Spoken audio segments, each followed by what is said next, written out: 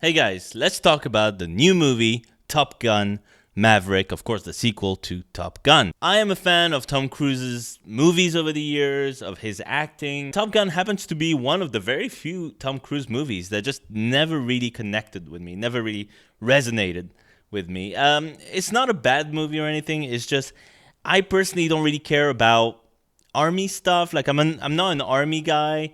I'm not a plane guy, and watching the planes in a training exercise, which it's not even like an actual battle, it's like a training exercise most of the movie, it was boring to me. And I would find myself, like, I watched the movie twice now over the years, and I still don't really know what the hell that movie was about. Like, whenever the planes start flying and everyone's like talking to each other, their mouth is covered because they're in a plane. I can't tell who's who. I don't know what they're trying to achieve. I don't know why I should care about this. The rest of the movie is either kind of cheesy 80s montages or Tom Cruise trying to get together with some girl. Which, those parts are actually my favorite parts of the first movie because they don't involve a bunch of planes flying around. I don't hate the first movie. It's Tony Scott, so it's well made and it looks very good. It's just kind of cheesy. It's just very cheesy to me and not terribly interesting. So when it came to Top Gun Maverick, I was not really looking forward to sitting through another Top Gun movie, but I was excited about watching a new Tom Cruise movie in the theater.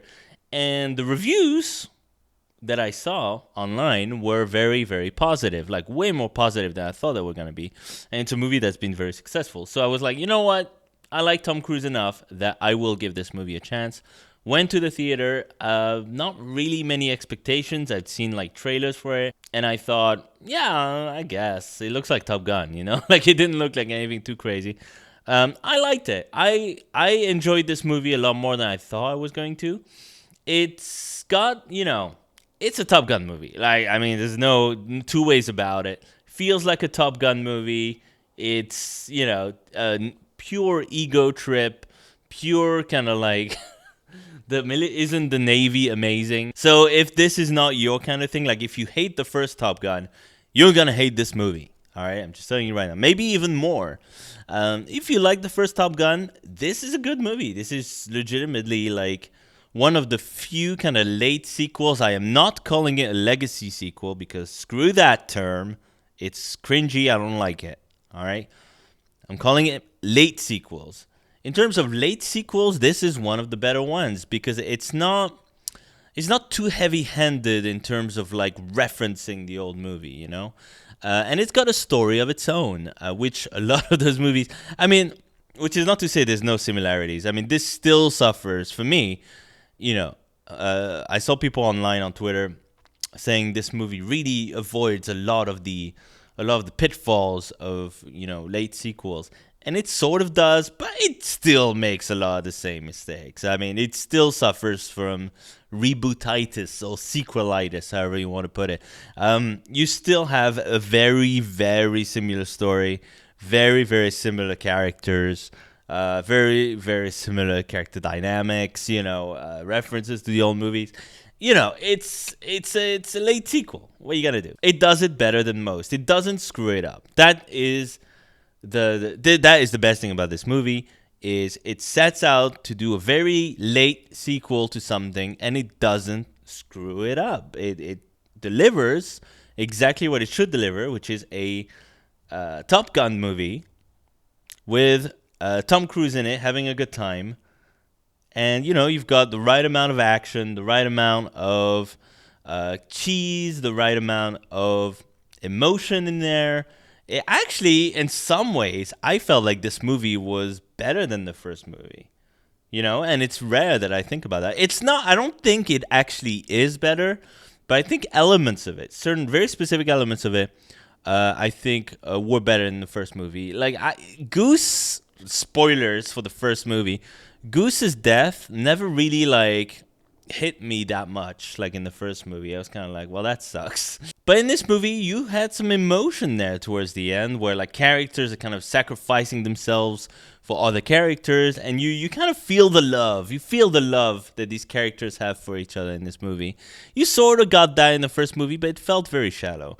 This movie did that well, I thought, and I thought this movie did the plane stuff better because I feel like the plot is way simpler in this movie. It's very straightforward.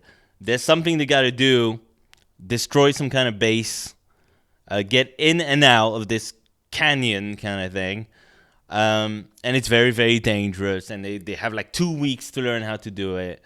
And it's very specific what they have to do. The couple of planes have to shoot a little thing in the middle of the chasm, and then two other planes have to shoot through it, and that's it. And then they have to get out. Obviously, you've got the same kind of thing as the first movie where they're generals and stuff. The main, kind of authority figure here is played by John Hamm, which is kind of weird because I remember seeing Ed Harris in the trailers, and I remember thinking like, oh, Ed Harris is gonna be the hard ass of this movie, and he sort of is for one scene at the very beginning. So don't expect to see Ed Harris a lot in this movie. It's a cameo. It is a cameo. No, here you've got John Hamm, who is the hard ass general that you don't like, who gets all turned around on Maverick because he's so freaking good at everything. And I also, I really felt like it was easier to focus on what was going on in this movie. I'm always spacing out watching the first Top Gun movie. I just don't give a shit about what's happening. As soon as those planes start flying, I try to follow, but I just don't really care.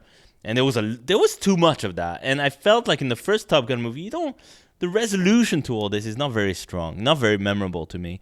I felt like they did really good with the action. Easier to focus on what's going on, easier to spot which characters are which, and the ending was pretty epic.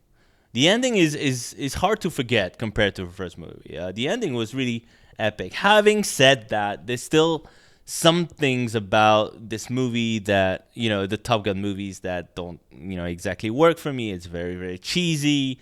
And it's very kind of like glorifying the military, I guess. It's this kind of like Michael Bay, this is an advertisement for, for joining the Navy. It really is. But so it's a hard thing to, let go of when you watch these movies. But it's easier in this movie because this is predominantly kind of an action movie. They don't linger on it too much. And so you've got a kind of romance going on in this movie. It's similar way that there was a romance in the first film, except this time it's between Maverick, Tom Cruise, and Jennifer Connelly's character, who I don't remember being in the first movie. I think they mention that character in the first movie, but it's kind of like an old girlfriend or something. She wasn't a part of the first movie. This is just kind of like a re-blossoming romance between Maverick and an old flame. And Jennifer Connelly really works in this movie. She really works. She's good. She's pretty, of course. She's Jennifer Connelly. And she makes a good team with Maverick, I think. She is very corny in this movie, just like Tom Cruise is very corny in this movie. Some part of me wishes that this romance wasn't there because it really is very cheesy. The way that these romances in these movies, it's so basic. Like, the girl doesn't really get much to do. She's either here or she's waiting to pop up again in the third act. There's not much going on with that character. There's not much going on with that character. It's just kind of two-dimensional. But Jennifer Connelly is a good actress, and she makes the most of it. The other character I want to mention is, of course, Iceman. Val Kilmer is back in this movie. I really didn't know how they were going to handle. I knew that Val Kilmer was going to play a part in this movie. He said it himself on Twitter. I just wondered what they were going to do, of course, because of his physical issues. He's obviously went through throat surgery, etc., so he can't really speak the way he used to. And I thought, because I heard there was some kind of AI technology used to recreate his voice. So I wondered if he was going to be narrating the movie. I wondered what I thought was going to happen when I started watching the movie is because Maverick is texting with Iceman through the movie. Okay, I thought it was going to be kind of a text relationship until the very end, where Iceman shows up and goes like this or something, and he wasn't really gonna say anything. But no, Val Kilmer gets a full scene in this movie. And it's not a scene that you necessarily need, okay?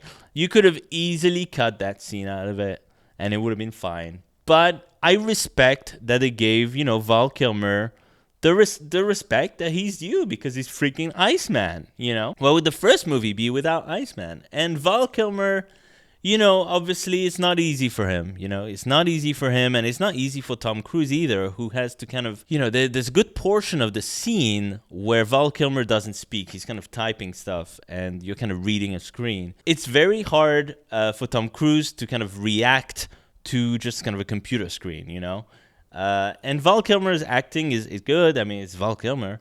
But it's kind of an awkward scene, really, the way it's shot, and the fact that you really don't need that scene in there. But it's a nice send-off to that character. And it's a respectful way and really nice way of having Val Kilmer in there. Because Tom Cruise could have given him like a really small, crappy role.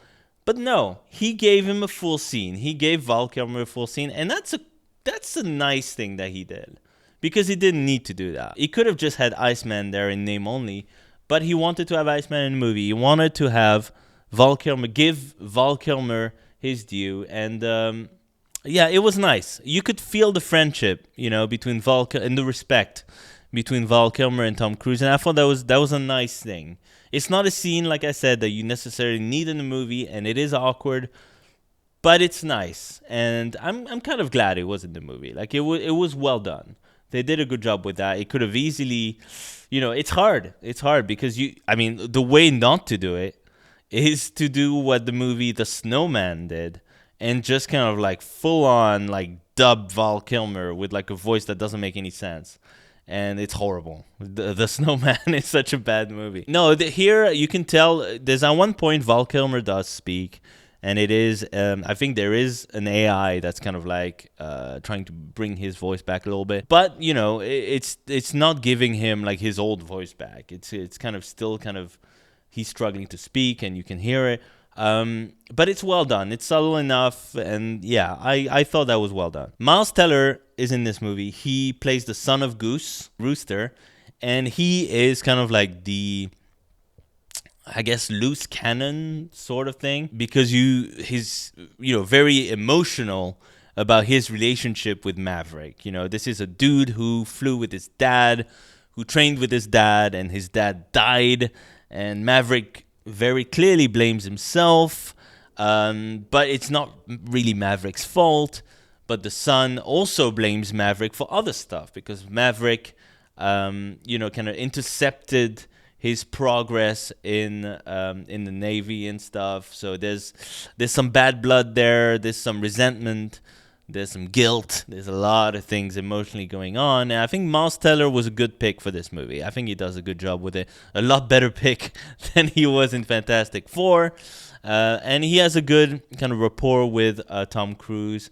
I think him having the mustache is a little bit silly. It kind of feels a little bit too much like they just want Goose in there, but they can't. And the other characters are good. There's the kind of like douchebag with the shit-eating grin, who's the Iceman character, who's, it turns out, not that bad.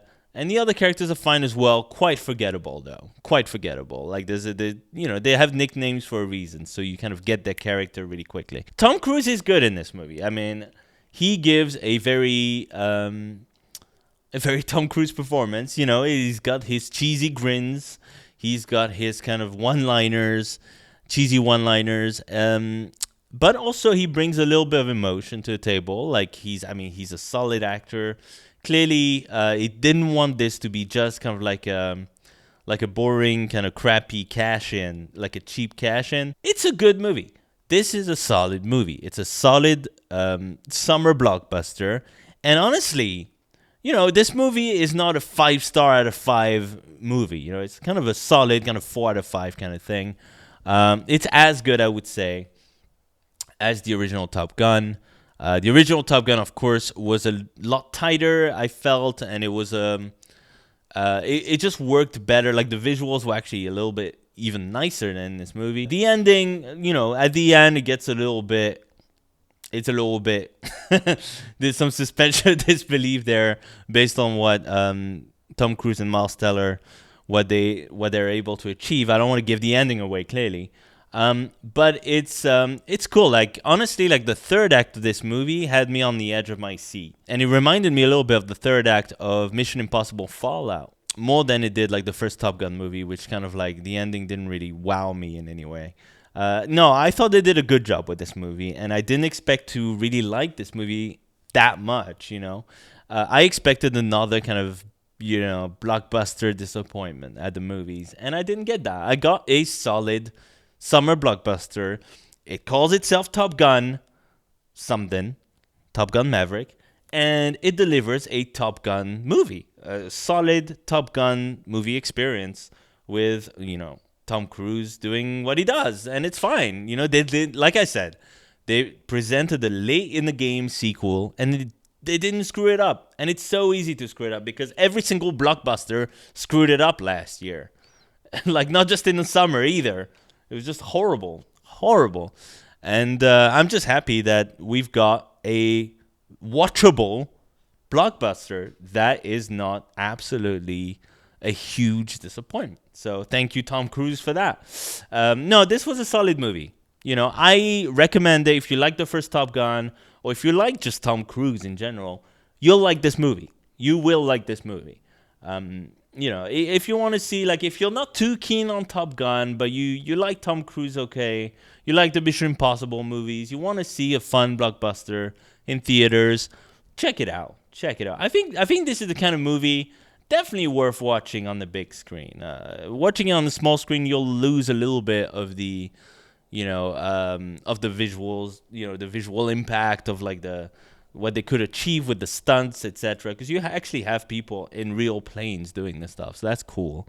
So yeah, this is definitely kind of a big screen experience I would recommend experiencing on the big screen. Not to repeat myself, but I liked it. And this is coming from a guy who's not a huge Top Gun fan, okay? So, no, I enjoyed it. Go check it out. It's a solid movie. Anyway, thank you so much for watching this review. I will see you all in the next one. Don't forget to click around on the website. There's plenty more reviews like this one. Take care, everybody.